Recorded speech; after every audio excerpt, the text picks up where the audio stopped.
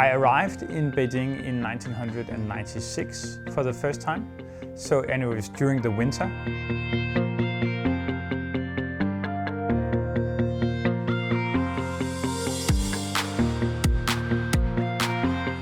So my first impression was that there was a lot of people.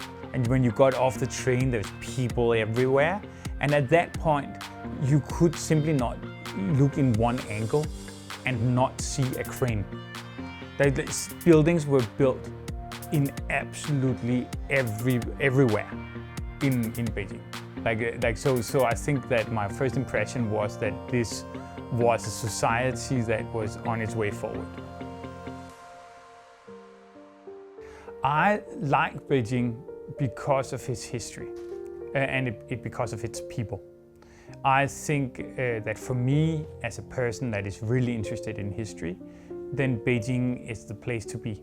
You have the archives, you have the National Library, you have a lot of places like the Forbidden City and a lot of hutongs to explore and so on. So for me, I think that is the main reason for being here. And I also think that Beijing is a very livable city, actually. I like to be here a lot. So I think our role is to make people relate to the city of Beijing through its history. When it comes to the name Beijing Postcards, then we think it's a little bit what we're doing, because a postcard is a picture on the front, and then you have a little bit of text on the back side telling you what's on the front, what it is. And we think that is, to some extent, the function of what we're doing. We are pointing people in different directions and making it easier for them to understand Beijing history. I think we are all history buffs. So to some extent, you could argue that we have used more than 20 years just studying the history of Beijing. Like we have one map that we very often use that was made by an American. And that map says a lot about Chinese people's life in that time, because it's a cartoon map. It's the one that's up there, so you can see what kind of a place Beijing was. Then there's all kinds of small details to it.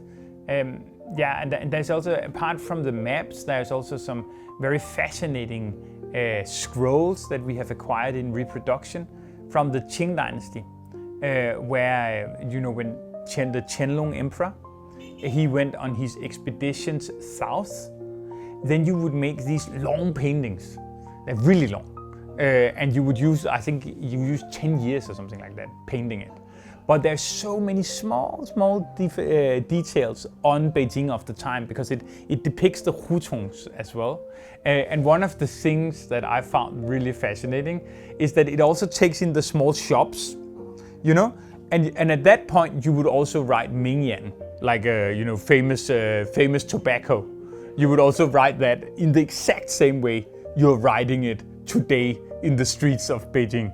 So I think through those kinds of pictures, you can acquire a good understanding of what life was like in Beijing. Beijing is the capital of China, and to the west, it's important. What happens here matters to the world. I think a lot of people, when they come here, are very pleasantly surprised about that. The atmosphere is much more relaxed than they maybe expect, because you can sometimes get a different impression from the media. But I think if you actually come here, then I think you will. It's very different from the portrayal of the media. Right now, we are trying to write a book on the Daxlar area. So this is super interesting, right? I think that this street here is a very good example of how something modern and history can combine. I think that the West District government has really made a very good project here. I think the Daxlar project, where you have residents living next to shops like this one and like cafes and so on. It's very good, and I think it's very successful. And obviously the challenge is that this project being successful is not necessarily that the shopkeepers in this street earns a lot of money. That's not the success criteria. The criteria is that there is a balance, that you know the shops, the workshops here, they fit the environment. Kind of that everybody's happy in a way. That everybody feels that it's okay to coexist, you know. And I think that a lot of Western people need to know more about Chinese history. I do think that that a lot of Western people have a blind spot. Like China is important, and it's getting. I don't know if it's getting more and more important, but it is very, very, very important, China.